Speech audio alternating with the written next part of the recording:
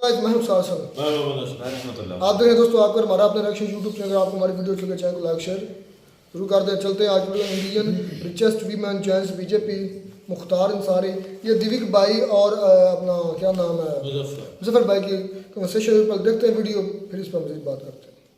Hello and welcome friend, मैं हूं मुजफ्फर चौधरी और आप देख रहे हैं हमारा यूट्यूब चैनल परफेक्ट रिएक्शन।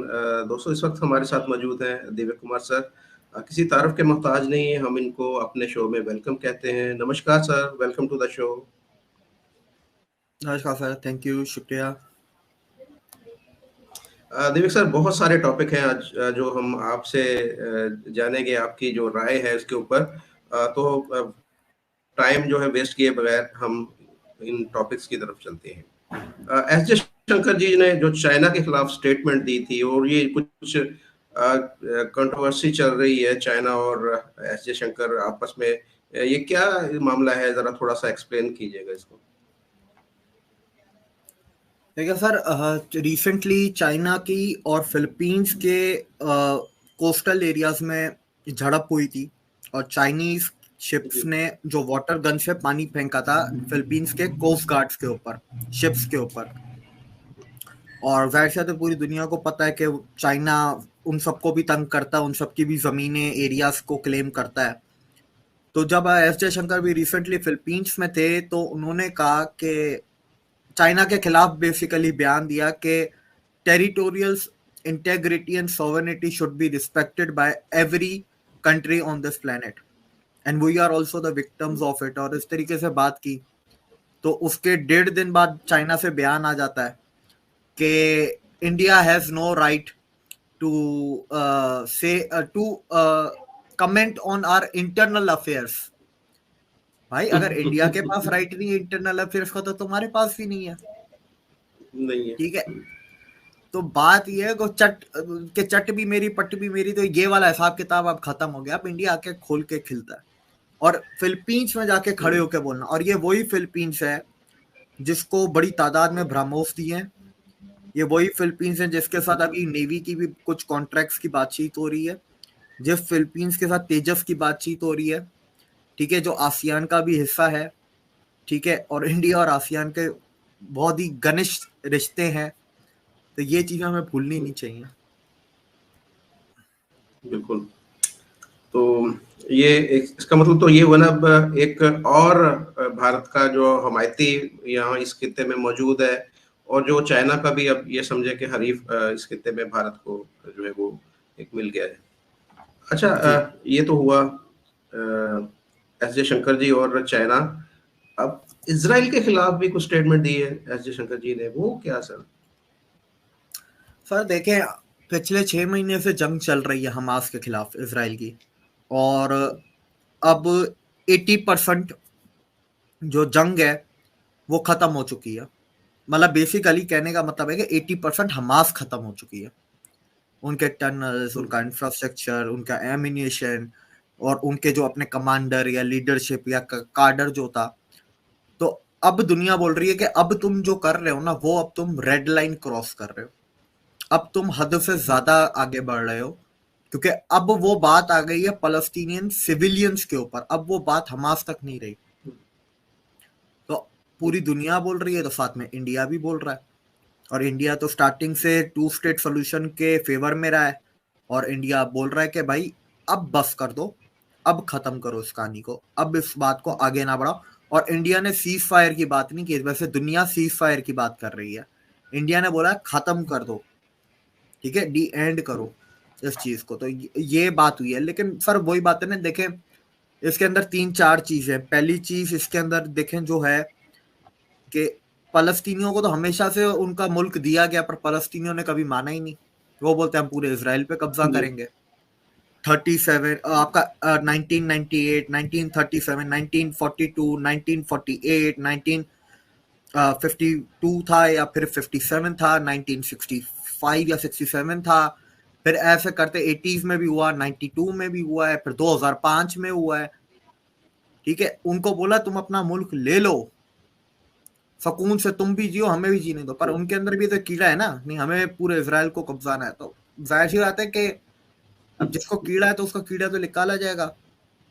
दूसरी चीज, अब ये कल मैंने इसके ऊपर एक और वीडियो की थी, इजराइल वाले इस इशू और जयशंकर के स्टेटमेंट पे, पर आज मैंने एक ऐसी वीडियो देखी कि मैं खुद 50-50 डाउट में चला गया कि वाकई में रोक देनी चाहिए या नहीं रोक देनी चाहिए। अब मसला ये कि वो वीडियो इतनी ग्राफिक है कि उसको हम यूट्यूब पे लगा नहीं सकते, लेकिन मैं आपको शेयर जरूर करूंगा, आप उसको देखें, ठीक है।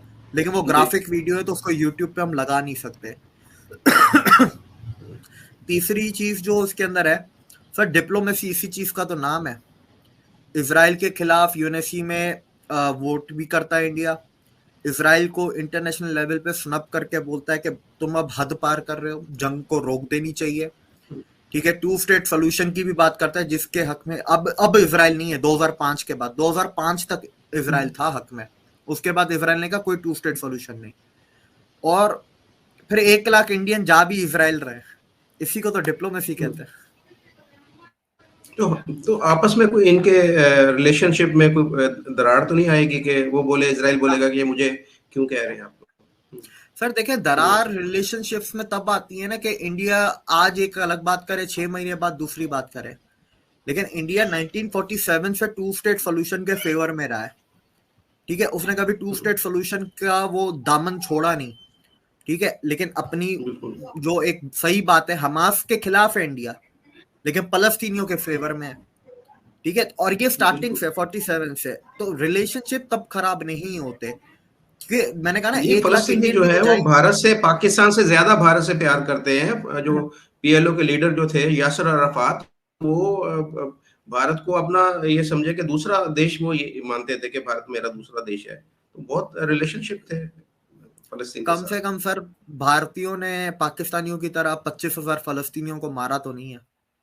जनरल जियाउल ने तो वो भी किया, ठीक है। लेकिन बात वही है ना, अब आपको वैसे लोग, एक तो पाकिस्तान में वैसे ही पढ़ने लिखने का रिवाज कम है। 2005 में एक बहुत बड़ी घटना हुई थी। 2005 में सर ये हुआ था कि एक एग्रीमेंट साइन हुआ। उस एग्रीमेंट के तहत गाजा में जितने भी यहूदी रहते थे, by the way West Bank में अभी भी यहूदी रहते हैं, जो वेस्ट बैंक वाला फलस्तीन है, पर जो गाजा में जो जी। यहूदी थोड़े बहुत जितने भी रहते थे 2005 में, उनको रातों रात उस एग्रीमेंट के तहत निकाला गया गाजा से और इजराइल में सेटल करवाया गया। यहां तक के उन लोगों के खानदानों की जो कब्रें भी थी ना, उन कब्रों को खोद के इजराइल के कब्रिस्तानों में लाया गया। कब्रों को खोद के हम्म। पूरा गाजा उनके हवाले किया गया। और फिर फलस्तीनियों ने क्या किया, हमास को लाके बिठा दिया। 2005 के आखिर में या 2006 में इलेक्शन हुए थे, इलेक्शन में हमास आ गए, उसके बाद से आपको पता ही है कहानी। तो ऐसा पाकिस्तान में सबको यही लगता है कि इजराइल ही गलत है, उन्होंने हिस्ट्री पढ़ी नहीं है। इजराइल ने 2005 तक बोला तुम्हारा मुल्क तुम्हारे पास, हमारा मुल्क हमारे पास, लेकिन ये फलस्तीनियों का कीड़ा था कि नहीं, हमें तो पूरा इजराइल पे कब्जा करना है। 2005 तक, ठीक है। लेकिन 2005 के बाद हमास आई, छोटी मोटी झड़पें तो तब भी चलती रही, पर 2007 में एक बहुत जी। बड़ा हमला हुआ था इसराइल में। उसके बाद इसराइल ने कहा कोई टू स्टेट सोल्यूशन नहीं, अब आ जाओ मैदान में। तो आपको देखें, दोनों तरफ देखना है। अब हम अगर जंग की बात करें तो जंग में अब इसराइल ने हद पार कर दी है, ठीक है। अब 6 महीने बाद इसराइल अब गलत है जंग में। लेकिन अगर पूरे हिस्ट्री को उठा के देखें, उस मसले को देखें, मसले को, मेन मसले को, जंग को साइड में रखें, तो उस मसले में तो सर फिर इसराइल सही हुआ ना। सही, बिल्कुल सही। तो चलो यही सर, मसला है। जी। बिल्कुल। अच्छा सर, आगे बढ़ते हैं हम। यूके ने अपनी आर्मी जो है डिप्लॉय की है ऑस्ट्रेलिया में, तो ये इसकी क्या रीजन है? ये दोबारा से कुछ बड़ा काम होने जा रहा है क्या? खतरा क्या है ऑस्ट्रेलिया को? सर देखें, रिसेंटली कुछ ऐसी लास्ट 1 हफ्ते में डेवलपमेंट्स हुई हैं जिनको मैं एनालाइज तो अभी तक नहीं कर पाया हूँ, उसको समझ नहीं पाया हूँ, पर इतना जरूर समझ गया हूँ कि कुछ बहुत बड़ा हो रहा है या होने वाला है। मैं कुछ चीजें गिनवा देता हूँ, उसके बाद लोग खुद डिसाइड करें, क्योंकि एनालाइज तो मैं भी नहीं कर पाया हूँ अभी तक। आईसिस का अटैक होता है रशिया में। आईसिस का बाप कौन है? सीआई है। वो अटैक करके यूक्रेन की तरफ जाते हैं। यूक्रेन, ठीक है, और रशिया हाइपरसोनिक मिसाइल से कीव के ऊपर हमला करता है और यूक्रेन के एनर्जी इंफ्रास्ट्रक्चर पे हमला करता है, जिसकी वजह से आज की तारीख में यूक्रेन के 10 लाख लोगों के पास ना बिजली है ना गैस है। इंडिया 10,000 ट्रूप्स एलएसी पे मूव करता है, हेवी डिप्लॉयमेंट करता है ब्रह्मोस की, surface to air, air to air BrahMos की। इंडिया 11 सबमरीन्स इंडियन ओशन में डिप्लॉय करता है, लार्जेस्ट सिंस 30 इयर्स, और अपनी बाकी 8 सबमरीन्स को भी रिजर्व में बोलता है तैयार रहो। एस जयशंकर सिंगापुर जाते हैं, मलेशिया जाते हैं, फिलीपींस जाते हैं, तीनों चाइना के दुश्मन। अरविंद केजरीवाल अरेस्ट हो जाता है, ठीक है, सीआईए का एसेट, खालिस्तानियों का बाप। जर्मनी और अमेरिका को बड़ा दर्द है केजरीवाल का बेसिकली, क्योंकि उनकी पिछले कितने मेरे ख्याल से 19 साल की इन्वेस्टमेंट पानी में डूब रही है। उनको बड़ा दर्द हो रहा है। सर, आपने 19 साल में किसी चीज के ऊपर इन्वेस्टमेंट की हो और आपसे छीन ली जाए तो आपको कितना दर्द होगा। ऑस्ट्रेलिया ऑकस का पार्ट है, यूके अपनी अचानक से आर्मी और नेवी की डिप्लॉयमेंट कर देता है ऑस्ट्रेलिया में। सर, ये इतना छोटा है नहीं जितना छोटा दिख रहा है, और ये सारा एक हफ्ते में हुआ है। इसमें भी अभी 2-3 चीजें में शायद 2-3 चीजें मेरे ज़हन से शायद निकल रही हैं। ये सारा एक हफ्ते में हुआ है, ये सारा एक हफ्ते में हुआ है, 7 से 8 दिनों के अंदर अंदर। इतनी ये छोटी बात है नहीं जितनी ये दिख रही है। और हाँ, अब मुझे 2-3 चीजें और याद आ गई। यूक्रेन का फॉरेन मिनिस्टर इंडिया आता है, पीएम मोदी ज़ेलेंस्की और पुतिन से बात करते हैं, दोनों मोदी जी को इनवाइट करते हैं।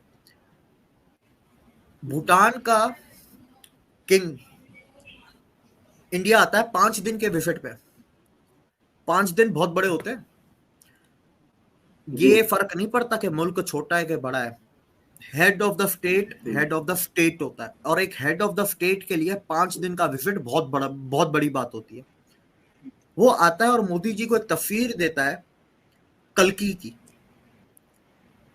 विष्णु का 10वां अवतार जो कली को मारेगा। अचानक से मोदी जी 2 दिन का टूर करते हैं भूटान का,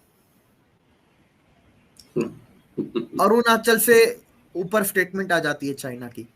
ये सारा 7 से 8 दिनों के अंदर अंदर हुआ है सब कुछ। जी। और किसी और 2-3 चीजें और मैं आपको बताता हूँ। मोदी जी आज जाके यूट्यूब पे उनकी वीडियो आई है, बिल गेट्स की। यूट्यूब उनका मोदी जी का खोलें, ANI न्यूज खोलें, मोदी जी पिछले 3 से 3.5 दिनों से पब्लिक में नहीं थे। वो कोई हाई लेवल मीटिंग्स कर रहे थे दिल्ली में। ऐसा कभी बहुत कम हुआ है पिछले 10 सालों में कि मोदी जी 2 दिन 3 दिन 3.5 दिन पब्लिक की नजरों में ना आए। नजरों से मेरी मुराद है कि भाई मोदी जी जा रहे हैं इधर, यानी पता ना चले कि क्या कर रहे हैं। हाँ तो ये एक बहुत बड़ी बात है। तो ये चीज, और ये सारे 7 से 8 दिनों में हुआ है, ठीक है। अब इसके अंदर कुछ चीजें क्या कॉमन है, एक वेस्ट कॉमन है, एक इंडिया कॉमन है, तीसरा चाइना कॉमन है। अब वैसे होता है चाइना और इंडिया है तो मतलब बेसिकली चाइना का मुंह काला हुआ है और वेस्ट का भी है, और इंडिया कुछ करने की कोशिश कर रहा है, कुछ तो बड़ा हो रहा है। अब क्या हो रहा है ये बात समझ में अभी आ नहीं रही हमारे, कुछ हो रहा है, कुछ तो हो रहा है। ये पता चल जाएगा चंद दिनों के अंदर, कुछ चीज सामने आ जाएगी। जियोपॉलिटिक्स में इतनी सारी बड़ी बड़ी डेवलपमेंट्स, ये बहुत बड़ी डेवलपमेंट्स हैं, इतनी सारी बड़ी बड़ी डेवलपमेंट्स एक हफ्ते में हो जाना ये कोई आम बात नहीं है। जियोपॉलिटिक्स एक बहुत लंबी गेम होती है। जियोपॉलिटिक्स में तो एक छोटी सी चीज को करने के लिए 2-2.5 साल बोलते हैं, 2-2.5 साल आराम से है, छोटे 2-2.5 साल ऐसे बोलते हैं, 2-2.5 हफ्ते है। एक हफ्ते में इतना कुछ हो जाना, ये है ना वो बहुत बड़े बैठती नहीं है इवेंट हुए, दिमाग में, बहुत सारे दिमाग में ये चीज बैठती नहीं है। चले ये सामने आ जाएगी चीज।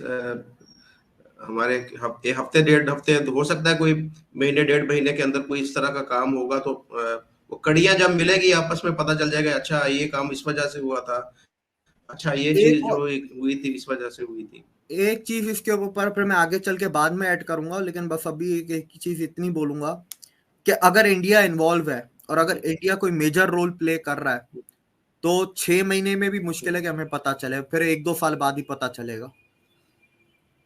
हम्म, अच्छा बाद में पता चलेगा, बिल्कुल सही। अच्छा, हम अब चाइना के ऊपर ही हैं, तो चाइना ने पाकिस्तान के अंदर जो कुछ पावर कंपनीज हैं और पावर हाउसेज और कुछ कंपनीज जो हैं उनको बंद कर दिया है। तो ये अब कैसे देख रहे हैं, पाकिस्तान चाइना के रिलेशन में कुछ खराबी आ रही है क्या, ये आगे होने जा रहा है? सर जाहिर सी बात है, जो अभी घटना हुई है जिसके अंदर 5 चाइनीज इंजीनियर मारे गए हैं, तो उसके चक्कर में चाइना की power construction corporation of China है, उन्होंने अपने ऑपरेशन सस्पेंड कर दिए पाकिस्तान में और 2000 पाकिस्तानी एम्प्लॉयज को निकाल दिया है। और साथ में चाइना ने कुछ और अपनी दुकानें और कुछ अपनी दूसरी फैक्ट्रीज वगैरह भी बंद कर दी हैं ओवर पूरे पाकिस्तान में, ऐसा नहीं कि किसी इलाके में। अब जाहिर सी बात है, एक तरीके का ये प्रेशर टैक्टिक भी होता है, और जाहिर सी बात है एक चाइना का अपना सिक्योरिटी कंसर्न भी है, रीजन भी है, क्योंकि चाइनीज इंजीनियर पहली दफा तो सर नहीं मरे ना। और आप ये देखें, एक काउंसिल जनरल, एक एम्बेसडर, कितना छोटी चीज है, एम्बेसडर से प्राइम मिनिस्टर जाता है उसकी एम्बेसी। ये तो वो वहां पर ये जाके बहुत तरले बड़ी मिलते की बात है होगी कि आपकी मेहरबानी। सर, तल्ले मिलते ही करनी थी तो कम से कम चाइनीज एम्बेसडर को प्राइम मिनिस्टर ऑफिस बुला लेते। अंदर कमरे में क्या हो रहा है वो हमें थोड़ी ना पता है। हमें ये थोड़ी ना पता कि चाइनीज एम्बेसी के अंदर क्या हुआ। क्या पता, एम्बेसडर ने तो 2-3 सुना भी दी होंगी, लेकिन हमें नहीं पता ना। जी। हमें सिर्फ इतना पता है कि एक मुल्क का प्राइम मिनिस्टर वो एक एम्बेसडर के पास जाता है। ये अब फिर जैसे पाकिस्तानी बोलते हैं हमारी दुनिया में इज्जत नहीं है। या इज्जत बनानी पड़ती है, इज्जत आपको को मिलती नहीं है, कोई देता नहीं है, आपको बनानी पड़ती है, बिल्कुल ठीक है। अगर तल्ले देखे, बिल्कुल मुझे सही। पता है तल्ले, सबको पता है तल्ले मिलते ही होंगे। वही तल्ले मिलते हैं, चाइनीज एम्बेसडर को पीएमओ बुला के कर लेते हैं ना भाई। अंदर कमरे में क्या हो रहा है वो तो किसी को भी नहीं पता। इवन चाइनीज एम्बेसी में अंदर क्या हुआ किसी को पता है? क्या बातचीत नहीं। हुई, किसने किसको सुनाई, किसने तल्ले मिलते किए नहीं किए, कुछ नहीं पता। लेकिन बाहर खड़े होकर दरवाजे पे तो यही दिखता है ना कि एक प्राइम मिनिस्टर मुल्क का वो एक एम्बेसडर के वो चल पास के जा रहा है। गया। तो अब ये तो अब काम है, तो फिर सर फिर क्या हो सकता है? ऐसे और अंदाजा लगता है कि आप पाकिस्तान की कितनी अहमियत है। बिल्कुल बिल्कुल, यही जी। बात मैं भी कहना था। इससे अंदाजा लगता है कि हम चाइना के कितने मकरूज हैं। और ये बोलते हैं ना चाइना की दोस्ती, दोस्त ऐसा नहीं करते, मालिक करता है। कोई दोस्ती दोस्ती नहीं है। सही कहा आपने, सही कहा।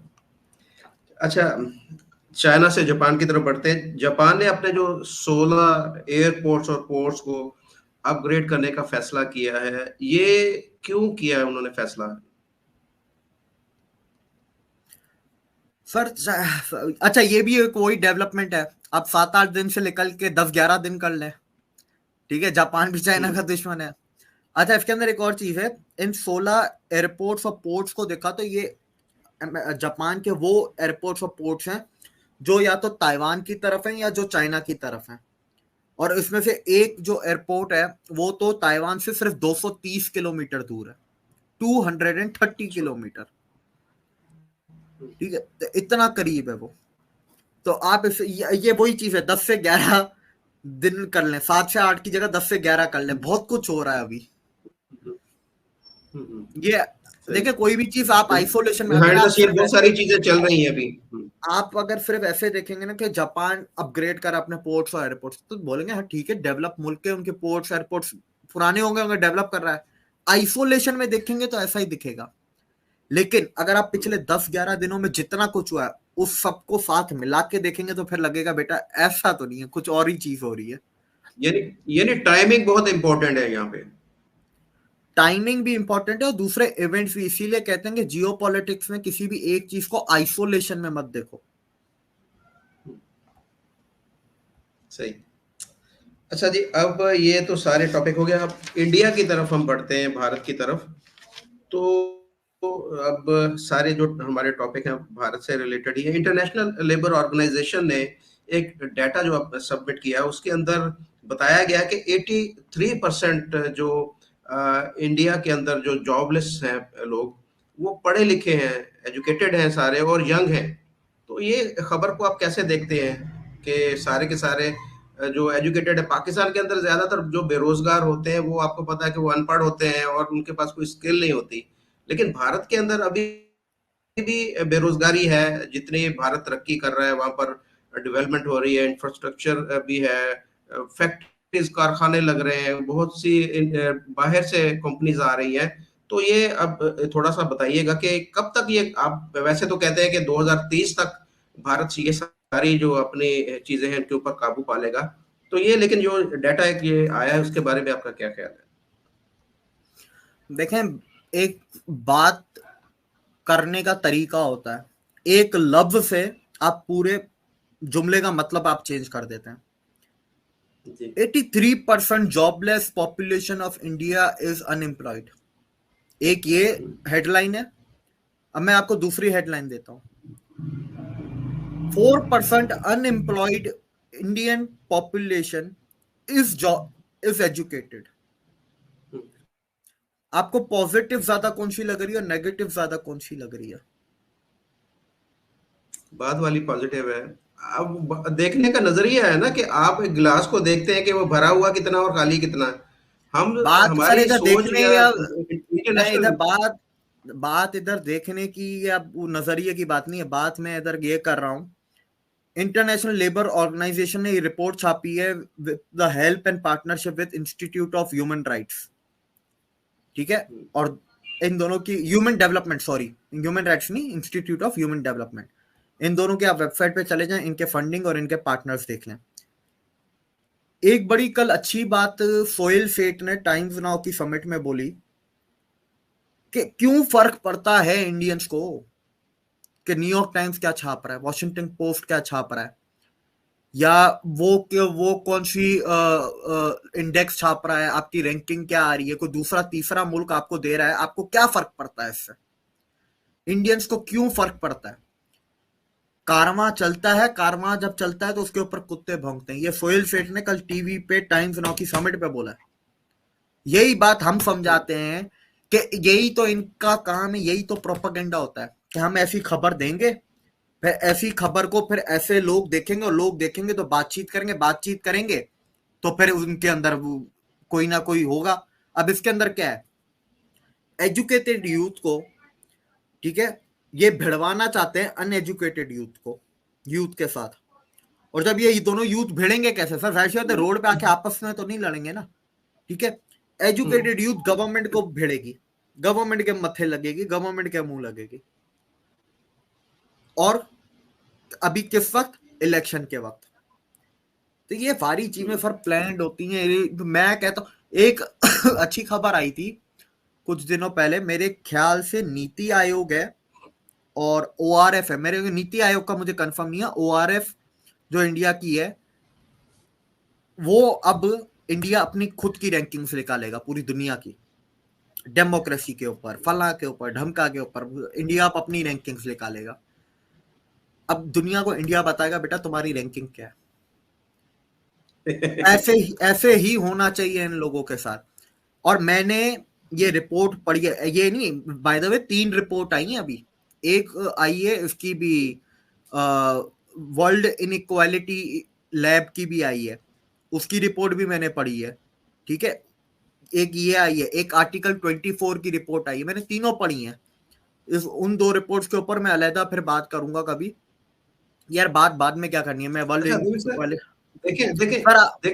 देखें लिटरेसी रेट, जी, लिटरेसी रेट अगर ज्यादा है भारत के अंदर तो उसकी परसेंटेज के हिसाब से अनएम्प्लॉयमेंट होनी है ना।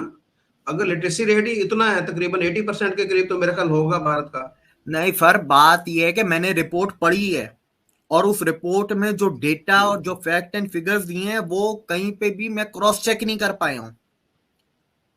भाई तुमने डेटा कहां से उठाया? मैं कह रहा हूं कि रिपोर्ट ही लिया झूठी कहां है। से है, मसला तो ये लिया कहां से डेटा इन्होंने? अब मैं क्रेडिबल कहीं नीति आयोग से, मिनिस्ट्री ऑफ जो यूथ अफेयर्स है या मिनिस्ट्री कॉमर्स है या दूसरे जो इंडिया के इदारे हैं, मैं कहीं से कुछ चीज को क्रॉस चेक नहीं कर पाया हूं। और सर मैंने एक स्क्रीन शेयर की है, आप आपकी उसको बात खोलें। बात आपकी सही है, ये सिर्फ और सिर्फ बढ़ावा दे रहे हैं चीजों को, और कोई मसला नहीं है। ये देखें, ये वर्ल्ड इनइक्वालिटी लैब ने भी अभी इंडिया के खिलाफ एक रिपोर्ट निकाली थी। अब अच्छा, रिपोर्ट किस चीज की है मैं तो अभी जहन से वो भी निकल चुकी है, लेकिन मैंने इसको फिर भी सेव करके अपने बुक मार्क में रखा था ताकि मैं दिखा सकूं वीडियो में। इसकी फंडिंग देखें, hmm, European Research Council, George Soros की फंडिंग आती है, ठीक है, Ford Foundation, Berkeley university, United Nation Development Programme, ये तीनों ओपन सोसाइटी फाउंडेशन के साथ और रॉकफेलर फाउंडेशन के साथ मिलकर काम करते हैं। सोलन फाउंडेशन, ये भी जॉर्ज सोरोस की ही है। हेलवेट फाउंडेशन, ये जी। CIA की है। ये लोगों को क्यों लगता है कि दुनिया इनके बारे में पॉजिटिव रैंकिंग्स देगी? इसमें से कौन सा आपको एक एक ऐसा इदारा बता दें जो इंडिया के हक में लिखेगा? यूके एड लिखेगा या यूरोपियन यूनियन लिखेगा? कोई नहीं लिखेगा, क्योंकि ये सारे इंडिया के दुश्मन है भाई। और सोहेल सेठ ने बात वही की है, मैंने भी वही बात की है कि भाई ध्यान क्यों दे रहे हो, भाड़ में जाए, जो करते हैं करें। जो रिपोर्ट, मैं कहता हूँ इंडिया को दुनिया की सबसे आखिरी रैंकिंग है, सोमालिया के बाद वाली रैंकिंग, अफगानिस्तान के बाद वाली। क्या फर्क पड़ जाना है, सही। हकीकत बदल जाएगी रैंकिंग से।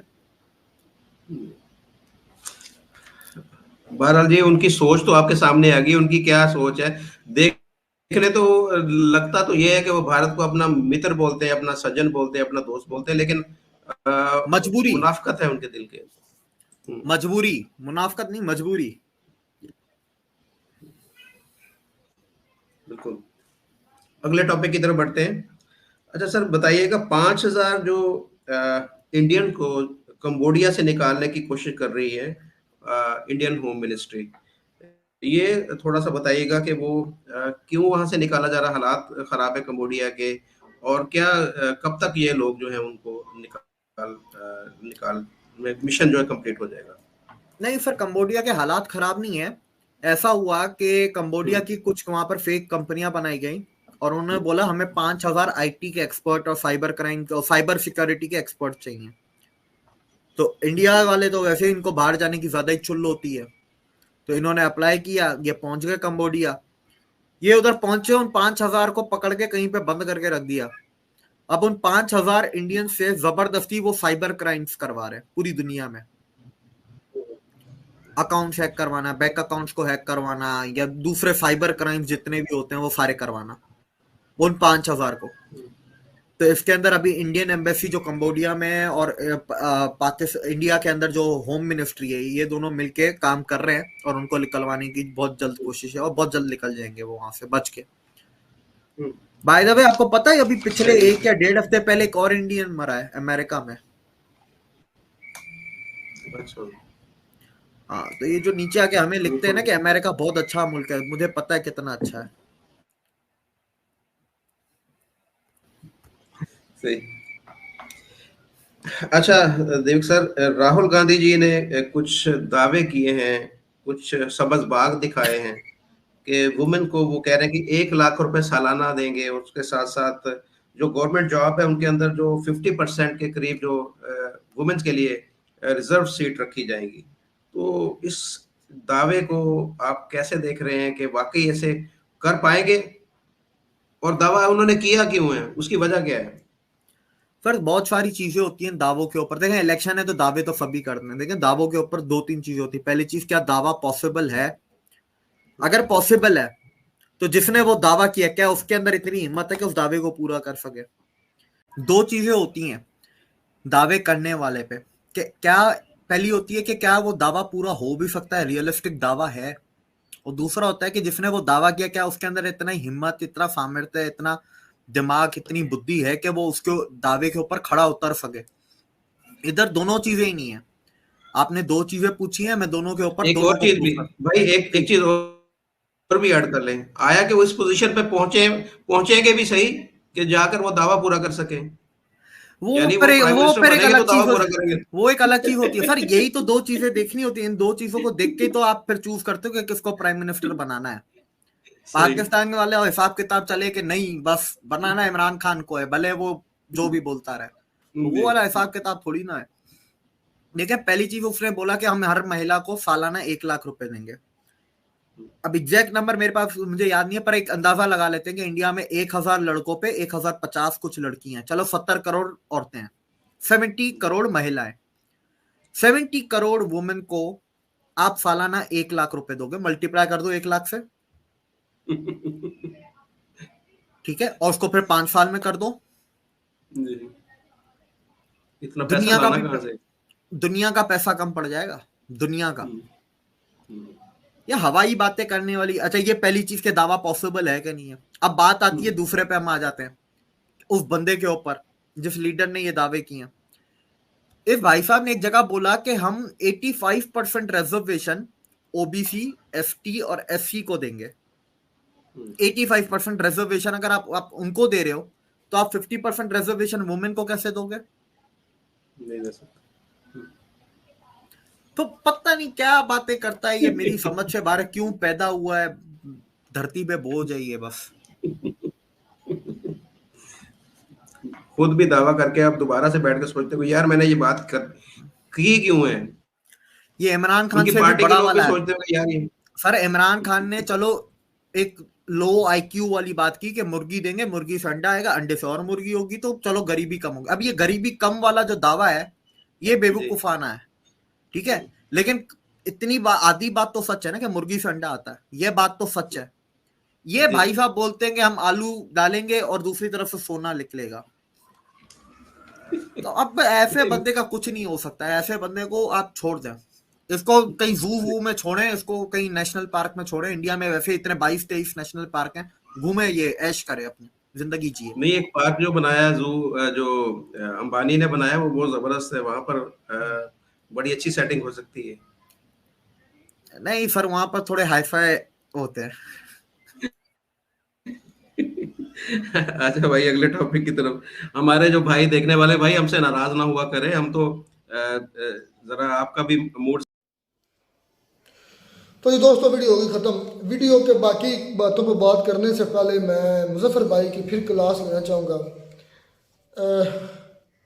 सो कॉल्ड एंकर मुजफ्फर भाई की एक पहले भी मैंने एक वीडियो देखी जिसमें नाजिया अलाई खान के साथ कन्वर्सेशन कर रहे थे, तो उसमें कायदे आज़म के बारे में बात की गई। चलो नाजिया अलाई तो चलो मानते हैं उनका एक अलग सीन है, वो इंडियन है या जो भी है, वो उन्होंने कहा कि कायदे आज़म के जो ज़हन था वो शैतानी था, तो उस पर मुजफ्फर भाई हंस रहे थे, मुंह उठा कर बैठे थे जिस तरह गधे बैठते हैं। आज मुजफ्फर भाई ने कहा, सब फिर कंट्रोवर्शियल बात बयान देगी कि मुख्तार अंसारी टपक गया। कल परसों की बात है। चले वो तो हुआ, उसकी लैंग्वेज चेक करें कि मुख्तार अंसारी टपक गए कि टपका दिए गए, इंतकाल कह दो, मार देना कह दो। मतलब ऐसी लैंग्वेज जो है ना, आई थिंक बड़ी अजीब सी लगती है कि जब इस तरह के लोगों से होती है। सारी बात है ये, इनको हज़ारों, हम तो कोई, हमारी तो कोई औकात नहीं, हम तो एक छोटे मोटे से 500,000 लोग देखते हैं, कोई इशू नहीं है, लेकिन फिर भी कंट्रोल करना चाहिए। तो इस पर मुजफ्फर भाई को मेरे ख्याल में थोड़ा सा कंट्रोल करना चाहिए। टपक गए हैं, चलो मार दिए गए हैं, कत्ल कर दिए गए, ऐसा लफ्ज़ है। टपकना लफ्ज़ क्या है? टपकना तो कतरा टपकता है, बारिश टपकती है, पानी टपकता है। यार मैंने ना मैंने वीडियो देखी है वाकई।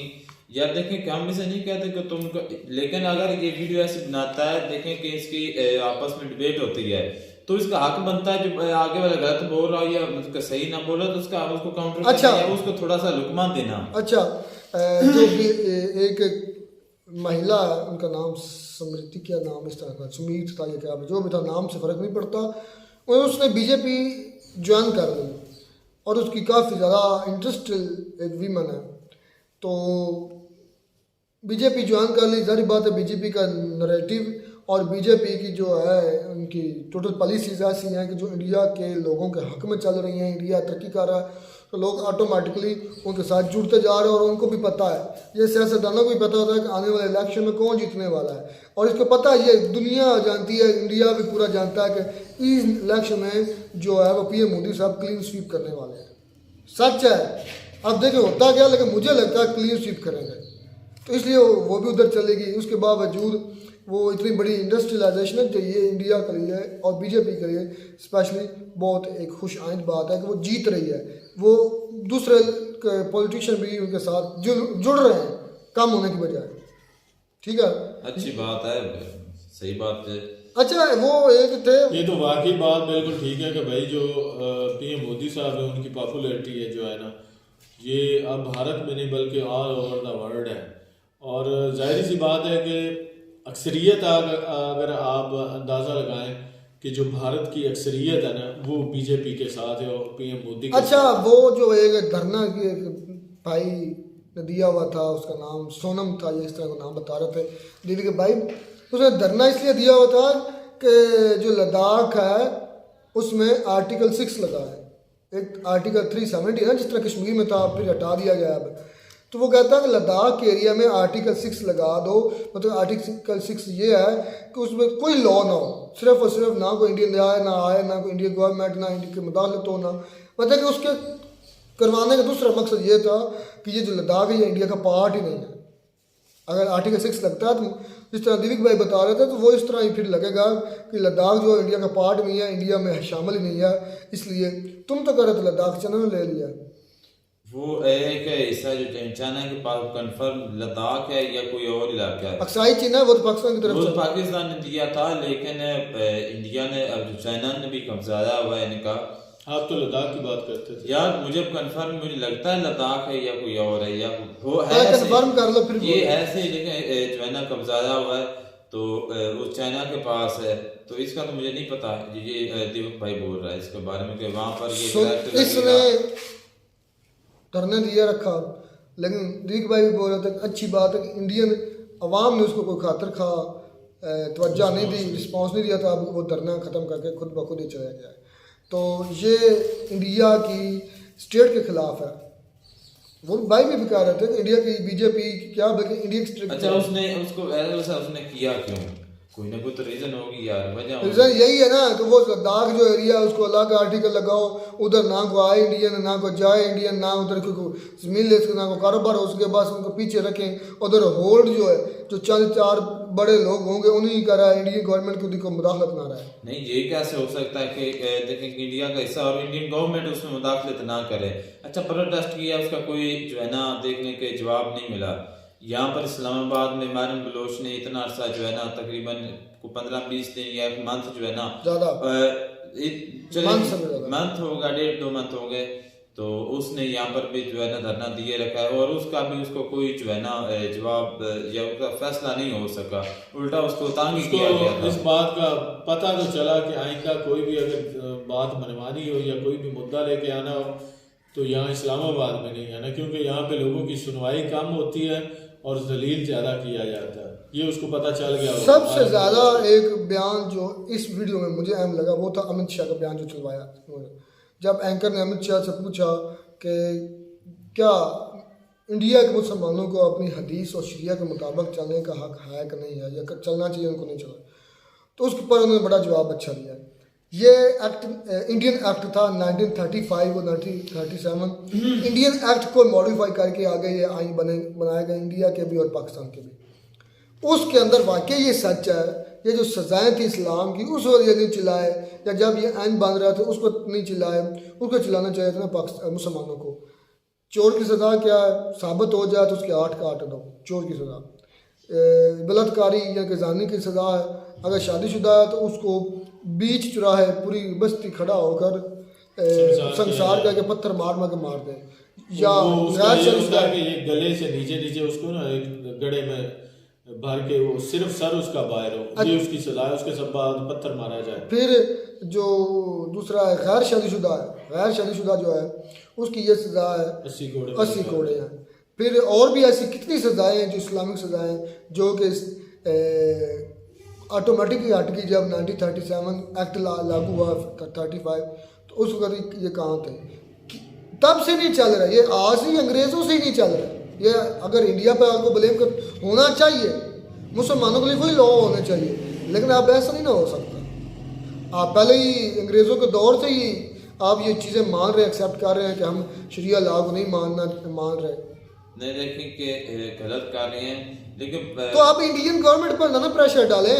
नहीं जो चंद देखें कि अब सारा तो नहीं हो सकता, खैर जो उनके जो बेसिक कह लें कि जो हक है ना उसके मुताबिक उनको चलना चाहिए। अमित शाह ने कहा है कि चार शादियों का सिर्फ जो है ना ये हदीस के बारे में, इस पर वो अमल करते हैं, नहीं करना दूसरों पर भी चाहिए, लेकिन वो जात पर आ जाता, खुद नहीं करेंगे तो खुद वो उसका जवाब दे आपने अपने अल्लाह को आखिरत में देना है। लेकिन इंडिया में रहते हुए वहां पर मौजूद जो उनके जो मौजूदा मतलब के सर्वाइव करने के लिए जो उनके बुनियादी हक है वो उनको मिलने चाहिए। अब अमित शाह ये नहीं कह सकते कि क्यों इन्होंने गलत कहा है कि 4 शादी करवानी, भाई ठीक है 4 शादी करवानी है तो सही, हमारा दीन इजाजत इसके बारे में देता है तो हम करेंगे, और हम गलत करें अगर फर्ज कर लें हमको गलत भी करेंगे तो आखिर दिन जवाब देना है और अपने खुदा को जवाब देना है।